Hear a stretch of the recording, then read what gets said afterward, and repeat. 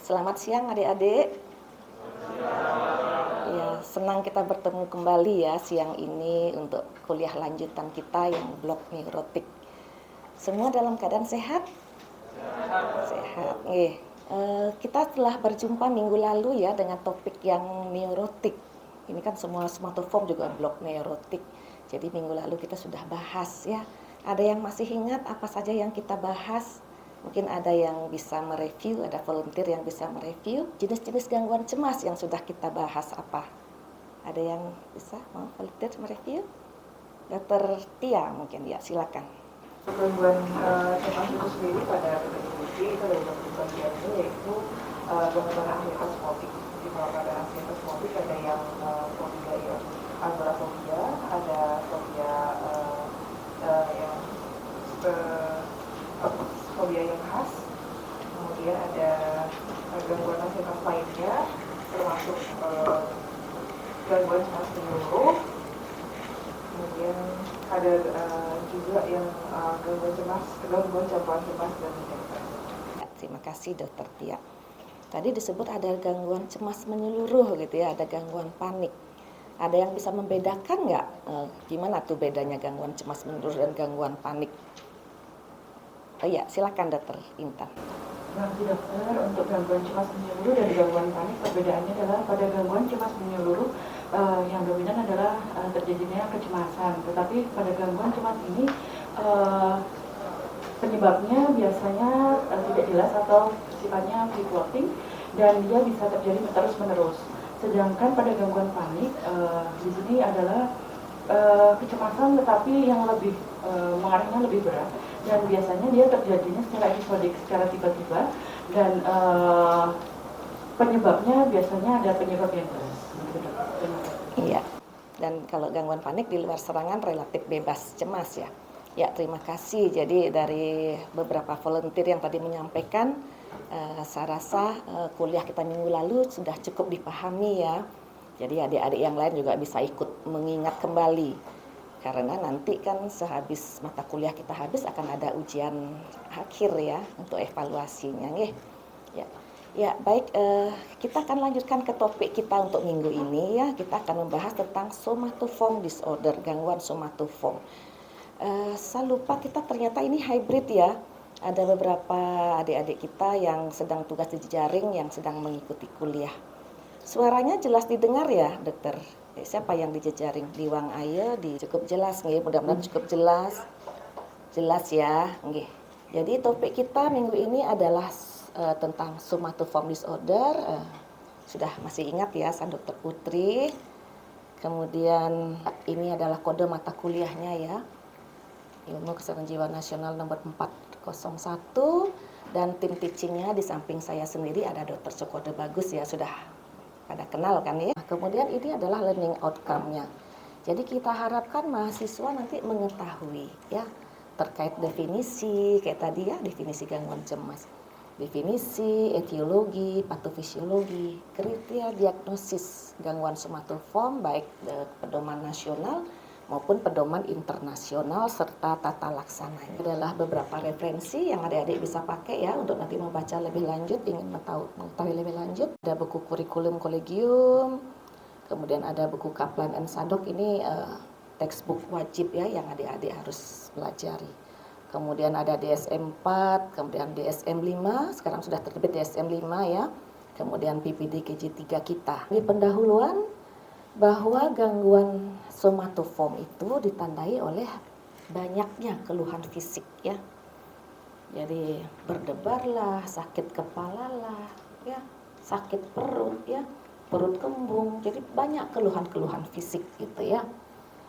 Dan keluhan-keluhan ini sebenarnya kalau mereka periksa ke dokter itu tidak ditemukan adanya kondisi medis yang serius atau adanya kondisi medis yang mendasari keluhan-keluhan tersebut. Jadi kalau orang sakit, misalnya sakit jantung kan keluhannya khas ya, beraktivitas, sesak, berdebar seperti itu, terus kemudian terdiagnosis. Kalau ini berdebar, sesak, tapi setelah dilakukan pemeriksaan ternyata tidak bisa dijelaskan, gitu ya, tidak ada yang mendasari, maupun adanya pemakaian zat atau kondisi mental lainnya. Kemudian gejala-gejala yang dikeluhkan itu munculnya cukup berat ya. Bahkan mereka sampai harus ke dokter A, ke dokter B gitu ya. Dokter A mengatakan enggak apa-apa loh Bu. Pindah ke dokter B, pindah ke dokter C. Makanya sering khasnya dibilang shopping dokter gitu ya. Secara fisik sehat gitu ya, tapi orang mengenalnya sakit-sakitan gitu karena selalu mengeluh sakit, sehingga keluhan-keluhan ini menimbulkan distres yang cukup berat sehingga berdampak pada fungsi kehidupannya sehari-hari, baik fungsi penting lainnya, fungsi sosial, fungsi pekerjaan gitu ya, dan fungsi-fungsi penting lainnya. Jadi kita sebagai dokter kita harus mengeksplor hal tersebut, sejak kapan dirasakan, berat ringannya ya. Kemudian menemukan sebenarnya bahwa ini kalau kita mengatakan somatoform itu pasti adalah adanya kondisi psikologis yang mendasari. Walaupun kadang-kadang banyak pasien memang mereka denial gitu ya. Mereka tuh pasti keliling ke dokter-dokter fisik dulu. Kalau berdebar ke dokter jantung, sakit kepala ke dokter neuro gitu ya. Mual muntah ke dokter internis. Jadi mereka keliling ke dokter lain dulu. Mereka denial kalau ini sesungguhnya ada kondisi psikologis. Biasanya setelah kronis, menaun gitu ya, nanti biasanya dokter sejawat lain yang ini kok sudah diberi obat, sudah diperiksa, kok keluhannya nampaknya tidak sesuai dengan klinis, kok keluhannya nampaknya lebih berat dengan klinis. Makanya mereka biasanya nanti gitu, baru mengonsulkan ke kita, ke psikiater ya. Dalam DSM-4 ini ada 5 yang gangguan yang spesifik ya. Jadi ada somatisasi, kemudian reaksi konversi, ada hipokondriasis, ada body dysmorphic, ada pain disorder. Itu 5 diagnosis yang spesifik ya. Kemudian ada 2 tambahan ini ya, yang tidak diferensiasi ya, undifferentiated dan not otherwise specific, yang tidak khas gitu ya. Mungkin onsetnya tidak sesuai, mungkin gejalanya tidak full, bisa ditegakkan sesuai dengan kriteria diagnosis yang lain. Nah ini kita akan bahas perbedaan ya, karena kita jangan sampai ketinggalan informasi ya, jangan sampai di jurnal-jurnal sudah disebutkan istilah-istilah yang sesuai dengan DSM-5 kita tidak tahu ya. Kita akan bahas bagaimana perbedaannya ya. Jadi kalau sebelumnya kita mengenal gangguan somatisasi, gangguan nyeri somatoform ya, gangguan somatoform tak terinci, itu di DSM-5 sekarang semua digabung menjadi istilah somatic symptom disorder.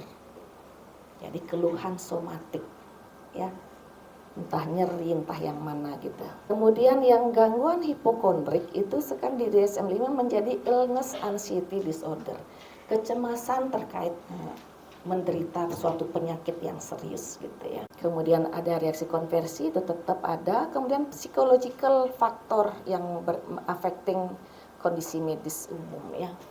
Jadi ini sebelumnya di F54 ya, di blok terpisah dengan somatoform, tapi sekarang di somatic symptom disorder dia masuk ke dalam blok ini. Nah, secara etiologi itu ditemukan banyak hal ya sebagai penyebab munculnya gangguan somatoform ini. Yang pertama kita bahas tentang etiologi behavioral and molecular genetic ya.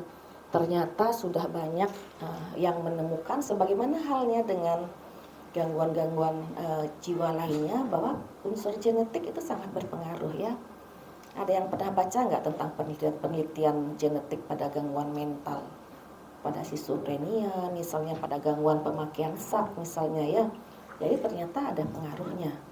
Ada penelitian yang menemukan bahwa kalau dia pada yang kembar ini ya, yang monozigot itu kasusnya lebih tinggi dibandingkan yang disigot ya. Nah, kemudian etiologi dari neuroanatomi dan neurobiologi ini adik-adik pasti sudah hafal ya.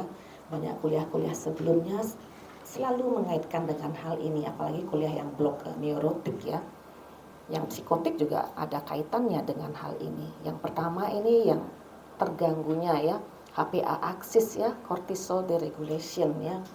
Jadi kalau HPA axis kita ada stres, ada rangsangan gitu ya, hasil akhirnya adalah pelepasan kortisol. Itu kita akhirnya kortisol ini bersifat apoptosis kepada saraf-saraf kita ya, sehingga berputar begitu terjadi disregulasi dan menimbulkan kerusakan saraf. Tambah lagi akhirnya kerusakannya lebih berat gitu nih. Begitu juga pengalaman live event misalnya atau anak-anak itu belajar dari misalnya orang tuanya. Orang tuanya yang sangat concern dengan perubahan tubuhnya, orang tuanya yang selalu sakit-sakitan atau orang tua yang selalu mengeluh sakit, anak-anak itu belajar dari hal itu gitu.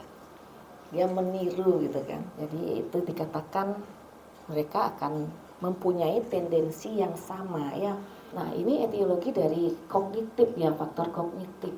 Jadi orang yang sangat-sangat intens dengan sensasi tubuhnya, orang-orang yang sangat fokus ya, setiap hari ngaca, bercermin gitu, atau sedikit-sedikit kalau ada keluhan, dia ingin tahu ini kenapa sih, jangan-jangan aku sakit ini, jangan-jangan aku menderita ini, jangan-jangan ini salah krim gitu misalnya, sangat concern gitu, dengan sedikit saja ada perubahan dalam wajah atau tubuhnya. Nah, dalam somatoform itu tadi sudah disebutkan ada 5 yang utama ya, jadi salah satunya ini kita bahas ya, somatisasi ya.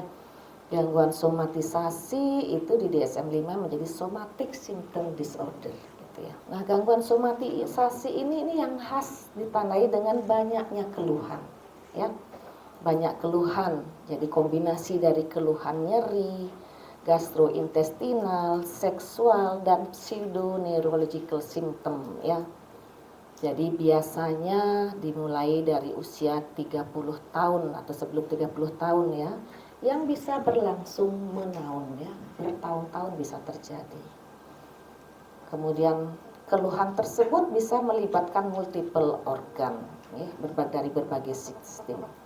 Dan hal ini yang khas adalah adanya asosiasi atau adanya hubungan yang sangat erat dengan kondisi psikologis yang mendasari ya, dengan adanya distress psychological ya. Kemudian ada perilaku eksesif ya untuk mencari pertolongan dokter.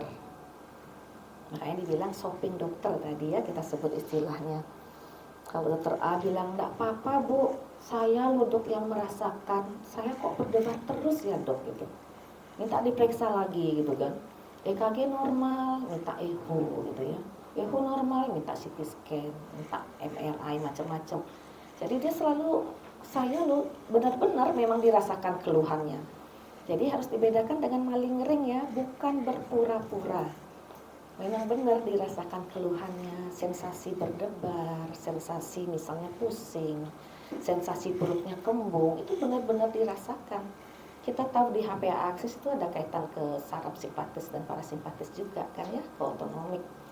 Jadi keluhan itu nyata.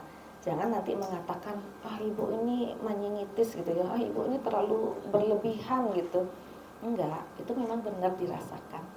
Tapi mereka kadang tidak menyadari kalau itu karena faktor psikologikal gitu ya. Dia sangat concern pasti ini aku sakit sesuatu nih gitu ya. Nah, dan itu menimbulkan distress ya, menimbulkan pengaruh pada kehidupan sosial dan pekerjaannya. Bayangkan kalau di kantor ada satu saja pegawainya yang sering sakit-sakitan begini. Kan kantor sekarang juga harus menanggung ya biaya berobat ya. Sudah ditanggung biaya berobat, kemudian karena sakit pekerjaan yang nggak selesai. Jadi burden dari perusahaan itu cukup berat kalau hanya satu saja yang mengalami gangguan. Apalagi kalau lebih gitu ya. Jadi hal ini menjadi hal yang serius harus kita tangani.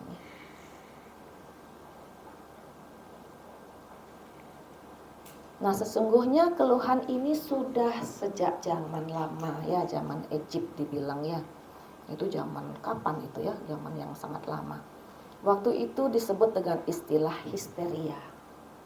Orangnya histeris gitu ya, histerikal. Jadi sedikit-sedikit mengeluh, sedikit-sedikit mengeluh. Histeria waktu itu. Nah, ini Thomas Sydenham ini yang akhirnya mengenali ternyata orang itu begitu kalau dia ya mengenali ternyata ada faktor psikologikal ya. Kalau dia stres ternyata muncul sakitnya. Kalau dia lagi sibuk ternyata muncul keluhannya. Tapi kalau lagi jalan-jalan enggak tuh gitu misalnya ya. Dan dia mengenali oh ini ternyata erat banget dengan kondisi psikologikal gitu nih. Nah, kemudian ada yang disebut juga dengan istilah Prickett syndrome karena yang menemukan simptom-simptom tersebut adalah ini Paul Prickett ya. Dan baru pada tahun 1980 dalam DSM-3 kemudian keluhan-keluhan seperti ini Kemudian khas disebut atau dijabarkan dalam sebuah diagnosis disebut dengan istilah somatoform, ya. Baru istilah dalam ini tahun 1980, jadi lama banget ya. Jadi begitulah perjalanannya. Sama dengan perjalanan psikiatri gitu kan, kalau dulu kan dianggap sakit kena tiupan angin gitu ya. Sakit kena roh jahat, guna-guna gitu. Nah, baru-baru 2 dekade belakangan ini banyak sudah menggali bahwa ini loh biologik banget gitu ya. Ada proses inflamasi di otak, ada neurotransmitter yang terganggu gitu ya, ada genetik yang mempengaruhi. Jadi seperti itu. Rupanya somatoform ini juga begitu ya. Berapa abad ini baru akhirnya dikenali, oh ini gangguan somatoform. Nah, secara epidemiologi itu dikatakan bahwa prevalensi ini dikatakan 0,1 sampai 0,2% dalam populasi umum ya. Nah, ini adalah gambaran klinisnya. Sejarah sakitnya tuh biasanya rekam medisnya sangat-sangat tebal gitu ya. Ya kayak tadi, berobat ke neuro lah, berobat ke bedah lah, berobat ke penyakit dalam lah. Jadi histori perawatan sakitnya itu sangat banyak gitu ya. Belum lagi pemeriksaan labnya ya. Nah, gejala yang umum adalah mual muntah ya, kemudian kesulitan menelan. Ada nggak yang pernah merasakan begitu? Kalau lagi cemas kadang-kadang tenggorokan itu seperti kayak nggak bisa menelan gitu ya, kayak tercekat gitu ya. Jadi memang itu nyata, kalau kita cemas bisa mengalami hal seperti itu. Kemudian nafasnya yang pendek ya, bisa juga mendadak blank gitu ya. Kemudian bisa juga malah berpengaruh kepada menstruasinya nggak teratur ya, kepada ini kehamilan. Ada yang namanya pseudosisis ya, kehamilan palsu gitu ya, saking inginnya hamil gitu. Secara psikologikal jadi seolah-olah benar perutnya membesar gitu, tapi ternyata itu karena psikisnya ya. Kemudian gangguan somatisasi ini juga sering berkomorbiditas dengan gangguan mental lainnya ya. Jadi adik-adik kalau nanti ketemu pasien ini harus dievaluasi apakah ada komorbid yang menyertai, misalnya gangguan cemas kah, gangguan depresi kah, atau bahkan mungkin gangguan psikotik gitu ya. Itu bisa saja dengan keluhan-keluhan somatik munculnya. Kemudian adanya gangguan-gangguan penyakit yang kronis gitu ya. Pada gangguan penyakit fisik. Jadi mungkin penyakit mental, mungkin komorbid dengan gangguan fisik. Dan semua ini kalau berjalan kronis menaun itu berdampak sangat banyak pada kehidupan kita. Pada fungsi pekerjaan tadi yang sudah kita contohkan ya. Pada hubungan interpersonal antar teman sesama angkatan kuliah, antar teman dengan tim kerjanya. Kemudian hubungan interaksi dalam keluarga. Mungkin dengan pasangan suami istrinya, mungkin ada orang tua yang kurang bagaimana parenting kepada anak-anaknya. Jadi itu menimbulkan burden yang sangat banyak di masyarakat akhirnya. Nah, bagaimana menegakkan diagnosis ya? Kita sudah bahas gambaran klinisnya, sekarang kita diharapkan bisa menegakkan diagnosis. Kalau ini adalah diagnosis kriteria berdasarkan DSM-4 ini ya. Jadi ada berbagai keluhan fisik ya yang berlangsung menaun. Kemudian ada perilaku mencari pengobatan yang berlebihan ya. Kemudian menimbulkan impairment yang signifikan. Ada hendaya dalam fungsi kehidupannya ya. Dimulai sebelum usia 30. Nah, berbagai keluhan fisik itu apa saja? Ini dikatakan ini ya. 4 keluhan nyeri. Nyeri kepala 1, nyeri punggung 2. Nyeri apa lagi? Nyeri dada 3, nyeri perut 4. Ya, ini nyeri, khusus nyeri. Kemudian 2 gastrointestinal. Kemudian 1 seksual symptom, apa misalnya? Tadi terkait hormonal, menstruasi ya, disfungsi ereksi, adiknya bilang ya udah baca berarti adiknya ya. Jadi misalnya nyeri saat berhubungan ya, disfungsi ereksi tadi ya, tidak bisa orgasme dan lain sebagainya ya. Kemudian 1 pseudoneurological symptom, apa misalnya? Contohnya ada gangguan keseimbangan, vertigo gitu ya. Ada misalnya mendadak ada paralisis ya, parese atau paralisis. Bisa terjadi kesemutan mendadak misalnya tidak bisa bicara, itu bisa juga ya. mendadak amnesia itu bisa. Itu satu. Jadi ada 4 keluhan nyeri, 2 gastrointestinal, 1 sexual symptom dan 1 pseudoneurological. Makanya dikatakan berbagai keluhan fisik gitu ya, sangat banyak keluhan fisiknya. Nah, setelah dilakukan evaluasi ternyata tidak bisa gitu ya, tidak bisa dijelaskan oleh adanya kondisi medis umum atau gangguan SAD ya, tidak bisa dijelaskan. Dan kalau toh mungkin ditemukan sedikit ada kenaikan hasil lab, ada sedikit mungkin tanda-tanda ini sepertinya mirip dengan gejala sakit ini. Itu keluhan yang dimunculkan oleh pasien tuh jauh melebihi dari apa yang seharusnya gitu ya. Misalnya katakanlah kadar apanya gitu, SGOT-SGPT-nya naik sedikit gitu. Tapi pasiennya mungkin mual, muntah berlebihan gitu ya, terlalu berlebihan. Jadi dikatakan seperti itu ya. Nah, keluhan-keluhan ini seperti tadi kita bilang bukan karena berpura-pura, bukan karena gangguan buatan ya. Nah, ini kita harus bisa bedakan dengan DSM-5 ya. Kalau tadi ada 4, 2, 1, 1 gitu ya diagnosis. Kalau di DSM-5 tidak harus seperti itu. Jadi 1 atau lebih keluhan atau gejala somatik sudah bisa masuk di sini ya. Kemudian tadi kalau di DSM-4 itu minimal 2 tahun ya, menahun kan. Jadi minimal 2 tahun. Kalau di sini 6 bulan sudah bisa. Ya. Ada yang kedua ini ya. 6 bulan sudah bisa. Kemudian ini sama, ada eksekusi pikiran yang ini tentang sakit, kemudian ada perilaku untuk mencari dokter gitu ya, pengobatan yang berlebihan gitu nih. Jadi secara umum sama, hanya saja sudah tidak berlaku lagi harus 4, 2, 1, 1 gitu ya. 1 atau lebih keluhan fisik somatik sudah bisa masuk ke somatic symptom disorder. 6 bulan sudah masuk. Kalau DSM-4 6 bulan menjadi undifferentiated ya, karena onsetnya belum memenuhi ya. Kemudian harus secara spesifik diisi keterangan predominan apa. Predominan nyeri atau predominan apa gitu ya. Kemudian apakah ini persisten atau tidak, apakah ini ringan, sedang atau berat. Jadi di DSM-5 harus diisi seperti itu nih. Nah, ini harus dibedakan dengan kayak tadi kita bilang ya, namanya keluhan fisik gitu ya. Di awal jangan dulu mengatakan oh ini somatoform. Tetap kita harus explore, jangan-jangan ini benar ada kondisi medis ini umum gitu ya. Jadi harus kita bedakan adanya gangguan-gangguan seperti ini ya. Ini semua penyakit-penyakit kronis yang sebagian besar juga autoimun ya. Kadang-kadang gejalanya tidak khas gitu ya.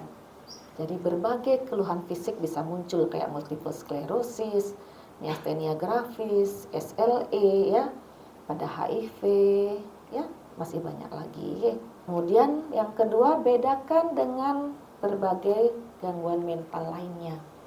Dengan cemas, dengan depresi, dengan schizophrenia, dengan panik ya. Tadi kita sudah review ya.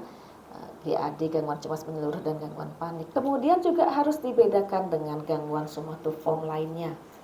Ada hipokondriasis, reaksi konversi, pain somatic disorder, ada ya, harus kita bisa bedakan.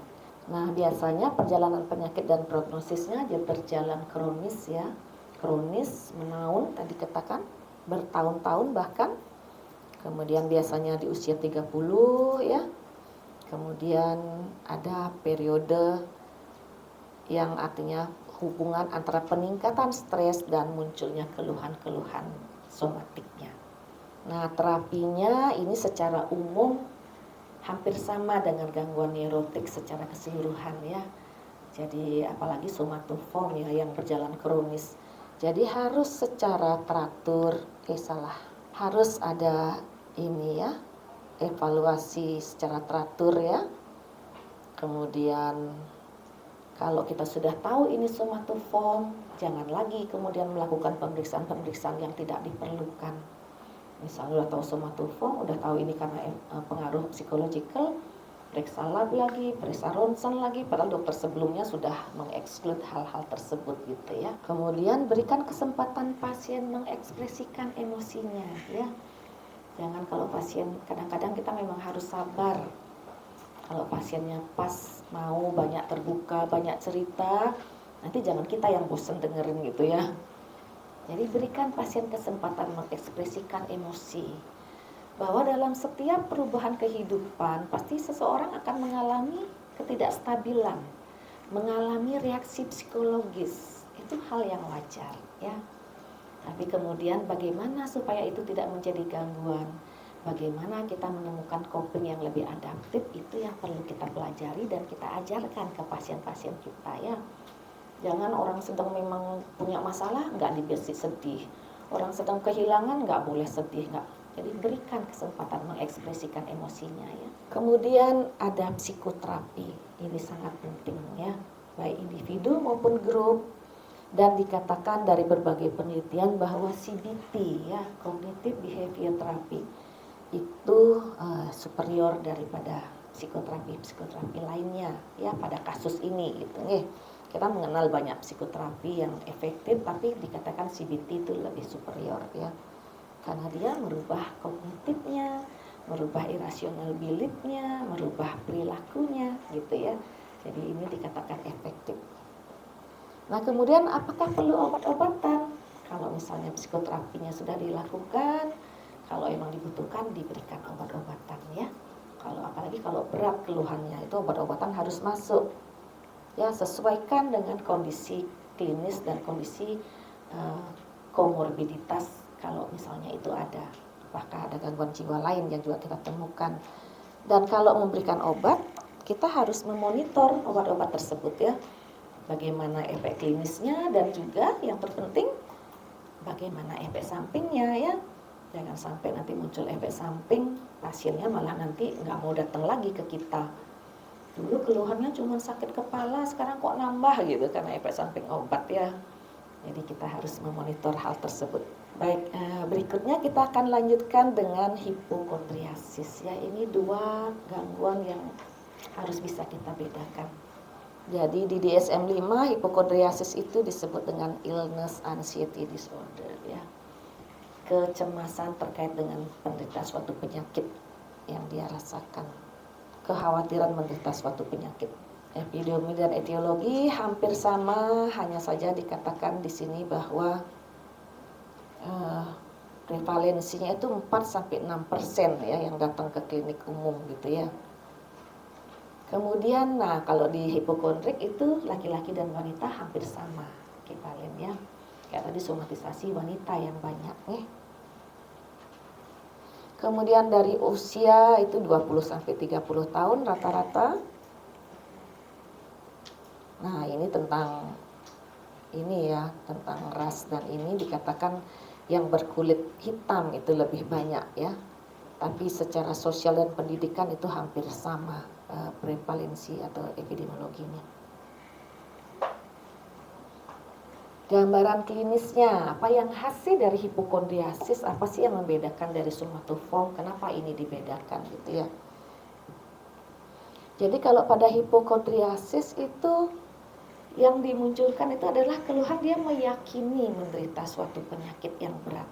Nah, tata laksananya juga sama secara umum dengan prinsip tata laksana dari gangguan cemas gitu ya. Ada non farmakologis dan ada farmakologis ya. Non farmakologisnya dengan psikoterapi, psikoedukasi, CBT tadi itu ya. Kemudian farmakologisnya kita berikan anti cemas ya. Kalau perlu terapi lama, antidepresan bisa diberikan. Itu prinsipnya sama dengan kuliah kita yang di neurotik kemarin gitu ya. Kita sudah sampai pada akhir dari kuliah kita. Ada yang bertanya? Kita karena dibatasi waktu ya, kita masih punya waktu cuma 5 menit. Nanti kalau masih ada yang akan bertanya, boleh anytime WA, boleh email, boleh nanti di WhatsApp juga ya. Dan untuk melihat bagaimana pemahaman adik-adik, kita akan lakukan kuis ya. Kita ada siapkan beberapa pertanyaan. Manakah di bawah ini yang tidak termasuk sebagai gangguan somatoform menurut DSM-4?